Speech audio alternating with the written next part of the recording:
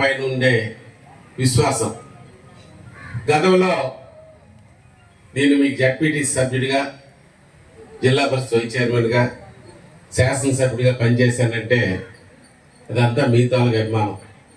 ఈసారి శాసనసభ్యుడు అయిన తర్వాత ఒక మంచి కార్యక్రమాన్ని నా చేతుల మీదుగా ఇవాళ ప్రారంభించే కార్యక్రమాన్ని మన సత్యవరాగ్రహం గ్రామం నుంచి జరపడం ఇది మరువులేని, అంటే రెండో బదిలీలో మొట్టమొదట ప్రారంభోత్సవం, ఒక మంచి కార్యక్రమం.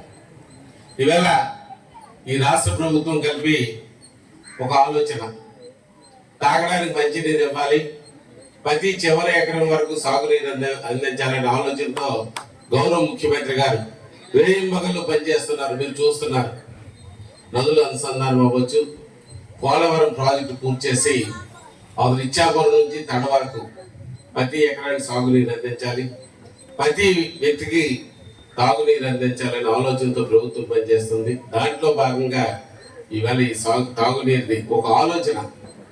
ఇప్పుడు ఎంత డబ్బులు ఖర్చు పెట్టామని కాదు, ఒక ఆలోచన. ఆ ఆలోచనే ఇవాళ ఈ నీరు వచ్చిందంటే దానికి మనకి ఆ త్రోవ కలిపి రోజుల్లో దానం చేసేవాళ్ళు లేరు. ఒక పెద్ద మనసుతో మా సూర్యనారాయణ కానీ, రామారావు కానీ మనకి ఆ పొలం మీదుగా పైప్ లైన్ వేయడానికి ఇవ్వడం జరిగింది.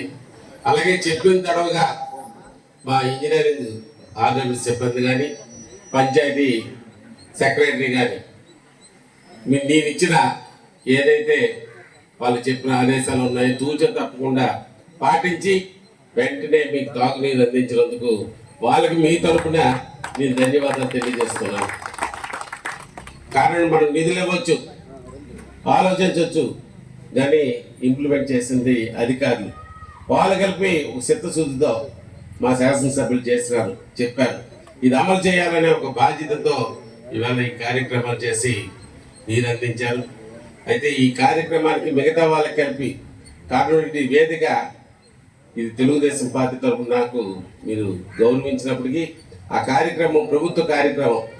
దీంట్లో సర్పంచ్ నుంచి, ఎంపీటీసీ నుంచి, వార్డు మెంబర్ నుంచి అందరినీ భాగస్వామ్యం చేశాం. రానప్పటికీ వాళ్ళకి కలిపి వేదిక ద్వారా నేను వాళ్ళకి కలిపి నమస్కారాలు తెలియజేస్తూ ఈ కార్యక్రమాన్ని వైస్ ప్రెసిడెంట్ ఆధ్వర్యంలో జరిపించడం జరిగింది. మరి ఇవాళ ఈ ప్రభుత్వం ఒక పారదర్శకమైన పరిపాలన అందించాలి.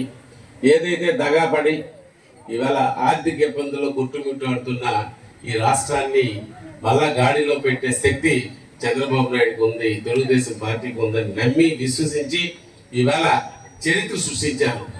అయితే ఇవాళ చూసుకుంటే రాష్ట్రంలో పరిస్థితి